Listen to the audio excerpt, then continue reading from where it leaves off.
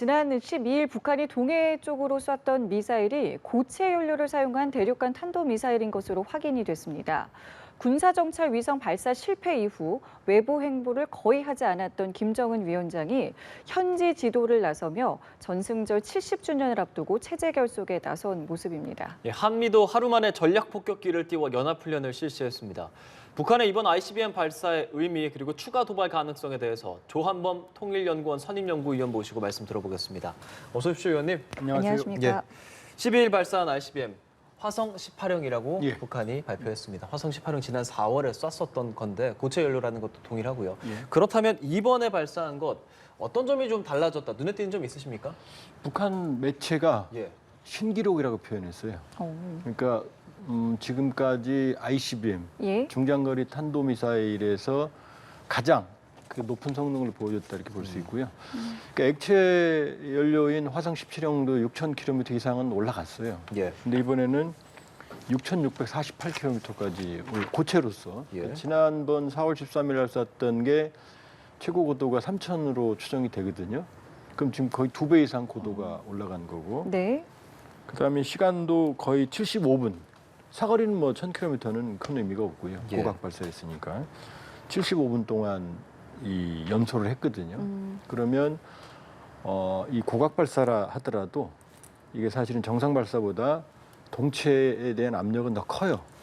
그러니까 이 복합 소재로 이루어진 동체 부분, 그다음에 엔진에 대한 내구력, 특히 노즐 부분의 어떤 합금, 그다음에 이제 엔진의 파워 면에서는 가장 강력한 파워를 보여줬거든요. 액체 네. 로켓보다. 네. 그리고 이제 그 정도를 콜드런칭을 해서 성공을 했기 때문에 지난번 그러니까 북한 ICBM에서는 가장 앞선 기술력, 그리고 지난번 고체 화성 18형 4월 13일에 쐈던 거에 비해서는 뭐 단순히 말하면 거의 한 2배 정도의 능력을 보여줬다. 그러니까 지난번 게 중간 단계 시험이었다고 그러면 네. 완전한 시험이 아니었어요. 예. 네, 네. 요소 시험이었거든요. 예. 이번에는 상당히 많은 기능을 시험을 했고, 그리고 그 성능이 안정적으로 이제 평가가 되는 상황입니다. 짧은 기간에 기술력이 뭐 향상됐다 이렇게까지 평가할 수 있을까요? 그런 건 아닙니다. 예정된 시험이에요. 아. 그러니까 개발 단계에서 본인들이 이런 표현했거든요. 예. 핵무력 고도화에서 필수 공정이었다. 그러니까 어차피 쏠 거였어요. 어차피 쏠 타임이었는데 네. 정치적 타이밍만 고려했다. 왜냐하면 고체 연료는 KN-23, 24, 25 이미 고체 연료 이 단거리 미사일은 실전에 배치한 상황이고, 예. 그러니까 고체 연료가 준비는 다 돼 있었어요. 이걸 ICBM에 적용을 했던 거고, 4월 13일 날 이제 중간 단계 시험을 했다고 우리 국방부도 중간 단계 시험이라고 발표했거든요. 네. 이번에는 한 발 더 나아간 시험을 한 거다. 그러니까 뭐 갑자기 이 기술력 진보가 있는 게 아니고 예정된 시험이었어요. 근데 이것도 끝이 아니기 때문에 네네. 추가 발사를 하겠죠 또. 그리고 그 외형을 보면은 이제 수신 안테나가 장착된 것도 좀 포착이 됐는데 뭐 이 부분은 뭐 어떤 기능을 좀 하게 되는 걸까요? 왜냐하면 어차피 이게 시험 발사거든요. 네. 그럼 시험 발사면은 각종 데이터 수집이 필요하거든요. 그렇죠. 그럼 이제 텔레메트리라고 그래서 안테나에서 이 전파를 쏴줘야 될 거 아니에요. 아. 그러니까 예. 이번에는 고도 6,000km 이상 올라갔으니까 네. 그러면 올라갔을 때 각종 신호를 보여줘야 되거든요. 네. 그럼 지난번에는 3,000이었으니까 거리가 짧죠.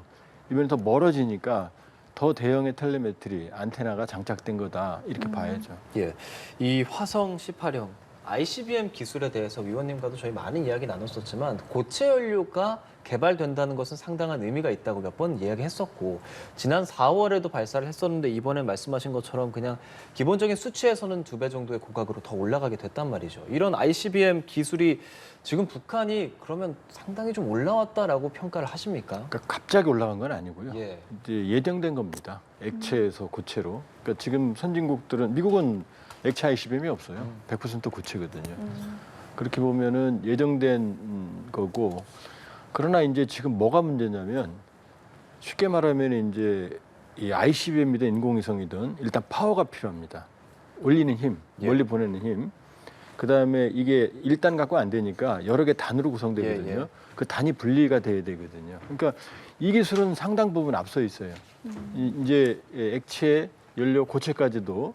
근데 문제는 인공위성도 나중에 정밀한 부분, 그 인공위성의 상체, 인공위성에 해당하는 부분을 원하는 궤도에 올리는 기술. 그다음에 ICBM의 경우에는 멀리 날아가는 게 끝이 아니고 올라갔다 예. 지금 떨어지는 그 시험이거든요. 근데 ICBM은 한 고도 한 1000에서 1100km로 올라간 다음에 장기간 비행을 해서 다시 재진입을 하거든요. 그렇죠. 그러면은 이 올라가서 떨어지는 것만 했지 대기권 나가서 정상적인 비행을 하는 시험을 한 번도 안 해봤어요. 아, 정상적으로. 그렇군요. 예. 그리고 탄두가 다시 들어와서 그러니까 대기권 나가면 페어링이 이제 머리 덮개가 벗어집니다. 네. 마찰이 없기 때문에. 그러고 나서 이제 탄두가 들어있는 부분만 날아가거든요. 그리고 다시 재진입을 해요. 이것도 굉장히 어려워요. 그러니까 올라갔다 떨어지는 것도 어렵지만 정상 각도로 들어가는 재진입은 더 어려운 거거든요. 그때 모든 이 전자장치들이 살아남아야 되고 예. 그 다음에 재진입해서도 목표물을 맞춰야 되거든요. 예. 그 정상 비행, 재진입, 목표물 타격 능력은 한 번도 안 보여줬어요. 음. 인공위성도 지금 올라가다 폭발한 거거든요. 예. 떨어진 거거든요. 추락한 거거든요. 그러니까 말씀드린 대로 엔진의 추력, 예. 단분리 이쪽의 부분은 상당히 많은 기술적 진보가 있지만 나머지 50%에 해당하는 정밀 기술 쪽은 아직 미지수입니다. 아, 그렇군요.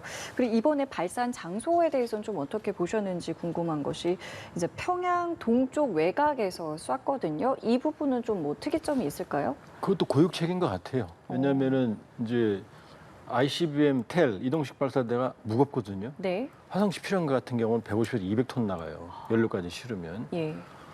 그러면 200톤, 150, 200톤 갈 수 있는 대한민국에도 그런 차량이 갈 수 있는 도로가 없어요. 다 깨져요, 도로가. 다리는 다 무너집니다. 아. 그러니까 항상 평양 순환공항에서 남쪽에 조립기지가 있거든요, 실내에. 예. 거기서 조립해서 바로 나와 쏜 거거든요.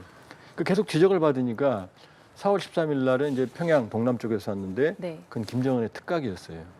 거기도 다 도로가 포장이 다 돼 있거든요. 조경이 잘 돼 있어요.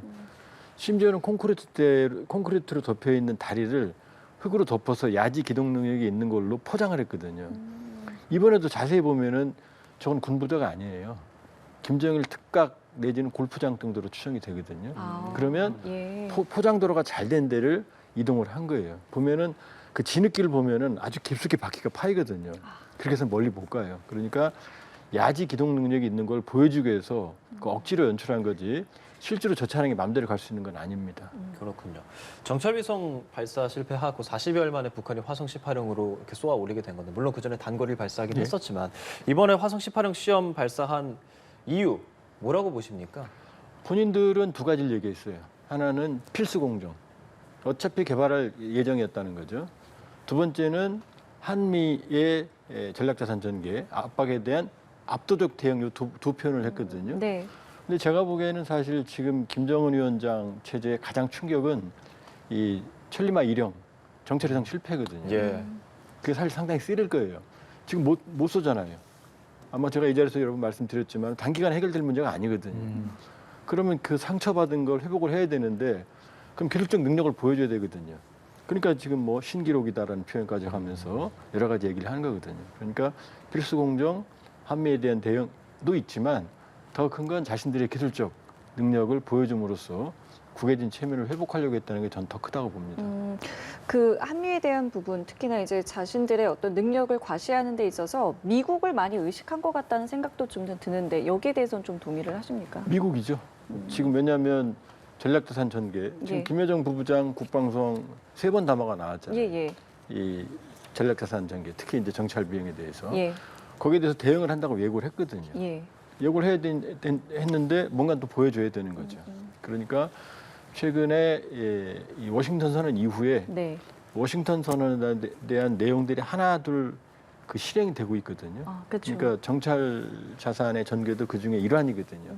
그러니까 거기에 대한 대응도 있는 거고 결국 워싱턴의 핵심은 미국의 의지거든요. 또 약속 이행이거든요. 네. 그러니까 미국에 대한 반발이 더 컸다고 봐야겠죠. 예, 뭐 아무래도 정상각도로 뭐 발사했다고 하면 단연 미국을 타격할 수 있는 정도로 이번에 발사를 했기 때문에 미국 입장에서 그렇게 생각할 것 같고 유엔 안보리 그 긴급회의 열리지 않았습니까? 예. 근데 여기서 이제 김성 북한 대사가 직접적인 좀 발언을 내놨습니다. 그 부분 어떻게 보셨어요? 이제 최근에 북한이 이제 외교 예. 공간에 좀 나오는 모습이에요. 뭐 불발은 됐지만 최선희 ARF, 의무상 ARF 예. 참여 가능성도 있었고 그리고 이제 북중 북로 이제 최선희 외무상이 담화를 또 내놨죠. 그 우크라이나에 대한 미국의 집속탄에 대해서 어제 담화를 내고 미국을 비난했거든요. 예. 그러니까 외교 공간에서 자신들의 주장을 좀 더 강력하게 개진을 하는 그런 추세고 또 이 현 상황을 신냉전으로 규정을 했거든요. 그러니까 어차피 중국과 러시아는 자기들 편이라고 생각을 하고 실제로 그랬고요. 이번에도. 그러니까 외교 공간에서 자위권이고 정당한 주권 행사다라는 걸 적극적으로 개진하는 걸 보여줬다 이렇게 봐야겠죠. 네, 어쨌든 안보리는 긴급 회의를 하고 다만 뭐 지금까지 그래온 것처럼 중국과 러시아의 어떤 반발로 인해서 성과가 나오지는 않고 있는데 이 부분에 대해서 어떤 뭐 개선의 노력 같은 것들이 진행될 수 있을 거라고 보십니까? 상황이 더 나빠지고 있어요. 왜냐하면 이번에 중국 반응을 보면 전에는 유관국들이 냉정을 찾아라 그랬는데 네. 아예 이번에는 미국 때문이다. 아, 라고 미국을 더 비난을 했거든요. 예. 그리고 김성 대사까지 나와서 지금 반발을 했거든요. 그렇게 보면 네. 안보리는 사실상 식물 안보리로 전락을 했어요. 우크라이나 전쟁으로 미국과 러시아가 대립하고 있죠. 네. 또 미중 뭐 지금 뭐 디리스킹 관계 개선처럼 보이지만 그 구조적인 충돌은 사라지지 않거든요. 그러니까 향후에 안보리에서 아마 안보리가 정상적으로 국제 분쟁이나 국제 이슈에 대해서 건설적인 대안을 내기는 어려운 상황이고요. 북한 문제에 대해서는 더 어렵다. 그렇게 보면 결과적으로는 나토, 그다음에 한미일, 그다음에 이런 어떤 그 민주주의 진영 간의 협력 구도지 예. 유엔 안보리는 사실상 안타까운 일이지만 거의 식물 안보리로 전락을 했고 회복 가능성이 별로 없어요. 그래서 이제 우리는 독자적인 제재를 단행을 합니다. 뭐 윤석열 대통령도 나토에서 긴급 NSC 열기도 했었는데 이번에 내려진 것 보면은 정경택 북한군 총정치국장에 대한 뭐 독자 제재도 있고 그 외 4명인데 일단 이게 어떤 인물인 거고 어떤 의미라고 봐야겠습니까? 근데 현직 총정치국장에 대한 제재는 이례적이죠. 이제 김수길 전 총정치국장한테는 예. 지난해 4월 이후가 전 총정치국장으로서 핵개발에 관여했다라고 이제 제재를 한 적은 있어요. 근데 북한은 사실은 노동당이 지배하기 때문에 군도 일반 야전군보다는 정치군이 더 강합니다. 그러니까 우리의 이 합참의장에 해당하는 예. 그 야전군 사령관보다 총정치국이 훨씬 높아요. 그러니까 야전군들이 이 총정치국의 지휘를 받게 돼 있거든요. 아. 그러니까 북한에는 이제 여러 명이 있죠. 예. 이제 그 정경- 국방상도 있고, 예, 예. 뭐 국방위원회도 있고 그렇게 보면 국방상은 이 총정치국장한테 밀려요. 그러니까 당중앙군사위원회 위원장이 김정은이죠. 그 다음에 이제 부위원장이 있고 3위 정도 됩니다. 총정치국장이 되면. 상당히 높군요. 상당히 높죠. 그러니까 북한 군을 정치적으로 총괄하는 인물이다 이렇게 볼 수 있어요. 그럼 여기에 대한 제재가 이제 들어갔다라는 것은 뭐 어떤 의미라고 보면 되겠습니까? 그러니까 사실 지금 제재할 인물이 별로 많이 안 남아 있거든요. 아, 근데 예. 그러니까 총정치국이 총참모부를 비롯해서 전체를 관할을 하니까 네. 이제 이 인물도 이제 대상이 된 거고 그러나 엄밀히 보면은 직접적으로 미사일 개발을 주도하는 인물은 아니에요. 주도하는 인물은 아니에요. 그러니까 지금 우리의 의지죠. 이제 북한의 도발 행위에 대한 우리의 의지를 강화하는 차원에서 네. 상징적인 제재다 이렇게 봐야겠죠. 그 북한이 지금 우리를 어떻게 바라보느냐에 대한 부분을 해석을 할 때 얼마 전에 이제 대한민국이라고 지칭을 해서 이 부분에 대해서 참 뭐 많은 해석들이 좀 나왔는데 근데 이번에 남조선이라는 발언을 다시 했단 말이에요. 이게 지금 혼용이 된 건데 이게 뭐 의도된 거라고 보십니까? 아니면은 뭐 아직 내부적으로 좀 정리가 안 된 거라고 보십니까? 의도적이고요. 예. 지금 이제 두 가지 얘기가 나왔죠. 하나는 현정은 회장이 예. 방북 신청하니까 외무성에서 담화를 내서 네네. 다른 나라로 취급하는 거 아니냐. 네네. 그다음에 김여정 부부장 담화에서 대한민국 편이 나와서 예. 이제 뭐 다른 나라로 간주하는 거 아니냐. 그렇죠. 근데 저는 생각이 다릅니다. 완전히 다릅니다. 왜냐하면 북한에서 이 두 개의 나라를 간주한다는 얘기는 정권의 정체성을 부정하는 거예요. 왜냐하면 지금 조국 해방 전쟁 승리 기념일이라고 그러거든요. 네. 7월 예, 27일을. 전승절. 그럼 그 다음에 지금 그 북한의 김일성이 거의 신격화되어 있는데 이게 반제. 그 6.25도 두 개의 제국주의와 싸워서 이긴 전쟁이다. 보병총과 원자탄과의 승리 전쟁을 우리가 이겼다 이렇게 말하는 거거든요. 그러니까 이 한반도 전체에 대한 적화 통일은 김정은 정권, 김씨 일가의 정권의 정통성의 뿌리예요. 근데 남한을 뭐 다른 나라로 취급한다? 그럼 정권의 존재의 이유가 없는 거죠. 아. 그럼 두 가지를 어떻게 설명할 수 있느냐? 일단 김여정 부부장의 우리 이제 쌍화살 겹화살 가루라고 그러잖아요. 예, 북한은 쌍가루라고 그래요. 예. 그거는 강조입니다. 그 무슨 얘기냐면 대한민국이라고 가루를 친 다음에 앞뒤 문맥이 뭐냐면 미국을 추종하는 미국이 아부하는 세력이다 이런 말이 나와요. 그러니까 소위 대한민국이라고 강조하는 네. 이런 주권 국가라는 사람들이 네. 미국의 하수인이다 이런 표현입니다. 요 얘기가. 그러니까 대한민국 인정하는 게 아니고. 강조를 하기 위한 그렇죠. 어떤 그러니까 일종의 표현이라는 비아냥입니다. 아. 그다음에 외무성도 어떻게 볼 수 있냐면요. 외무성이 네. 이런 표현을 했거든요. 아태평화위원회가 아무런 권리가 없다 이런 표현을 했거든요. 만일에 노동당과 상의 없이 그런 표현을 했다면 그건 정치적 숙청이고 최고 사형까지 당할 수 있어요. 왜 그러냐면 외무성은 아태평화위원회보다 한참 낮아요. 아태평화위원회는 통전부 소속이고 통전부 외곽조직이라고 그러지만 외곽조직이 아니고요. 통전부 인물들이 아태평화위원회 모자를 쓰고 나오는 거거든요. 그런데 한참 밑에 있는 외무성이 아태평화위원회가 아무런 권리가 없다? 그 얘기는 뭐냐면요. 그러니까 짜고 치는 거죠. 왜냐하면 현대와 계약을 한 게 아태평화위원회거든요. 근데 아태평화위원회가 나오면 현대와 계약을 위반한 게 되는 거거든요. 근데 외무성이 그렇게 얘기하면 아태평화위원회와 현대 간 계약은 다 무효가 되는 거죠. 그러니까 지금 단계에서 뭐 남한을 다른 나라로 취급한다? 북한 내부의 정치, 국내 정치나 민심으로는 상상을 할 수 없는 일입니다. 예. 이런 상황에서 북한이 이제 화성 18형 발사하고 나서 우리 그리고 미국의 대응 좀 살펴보고 싶습니다. 일단 한미 연합 공중 훈련 실시하면서 전략 자산 들어왔고 그리고 게다가 이제 18일에는 핵협의 그룹 1차 회의까지도 지금 예정이 되어 있고 뭐 SSBM 같은 것도 들어온다 이렇게 얘기가 되고 있는 상황인데 북한 도발에 맞선 한국과 미국의 공동적인 대응 이 부분은 어떻게 좀 평가하십니까? 사실상 이제 NCG 핵협의 그룹은 지금 한미동맹이 70년 됐잖아요. 네. 상호방위제약 정전체 70년에서 최초의 일입니다. 그 주한미군이 계속 주둔했지만 본국과의 핵 연락 체계는 거의 부재했어요. 사실상 없다고 봐도 돼요. 우리의 발언권은 더더욱 없었고요. 그런데 최초로 미국의 핵 자산, 전략 자산에 대한 우리의 발언권이 생기는 거고 공동 기획과 공동 실행에 대한 참여권이 지금 생기는 거예요. 첫 번째. 그리고 네. 두 번째는 SSBN은 이제 지난번에 왔던 미시건함은 핵 예. 추진이에요. 예, 예. 그 추진만 핵이지 핵무기는 안 들어 있어요. 근데 조만간 한반도 전개가 예상되는 오하이오급 SSBN은 핵무기가 탑재돼 있어요. 그렇죠. 가공할 만한. 그러니까 히로시마의 최대 6,000배에 해당하는 핵 능력이 실려 있거든요. 예. 그럼 그게 한반도에 들어오는 거예요. 그 핵무기가 배치되는 겁니다. 예. 그러니까 1981년 이후로 처음이거든요. 그럼 이제 그동안 핵무기는 실제 사용되는 것보다 히로시마 나가사키 빼고는 사용된 적이 없잖아요. 심리적 압박 효과가 훨씬 크거든요. 근데 그러면 그동안은 북한이 핵을 개발하면서 소위 핵 갑질을 했거든요. 네. 우리는 대응 능력이 없었잖아요, 사실은. 네. 근데 이제 핵 대 핵으로 대응을 하는 거거든요. 거기다 압도적인 미국의 핵 능력으로 대응을 하게 되는 거거든요. 네. 그러니까 북한으로서도 사실은 이제 골치 아픈 상황이 왔다. 이제는 그동안 누렸던 심리적인 우위를 가지기 어려운 상황으로 지금 진입을 하고 있는 거예요.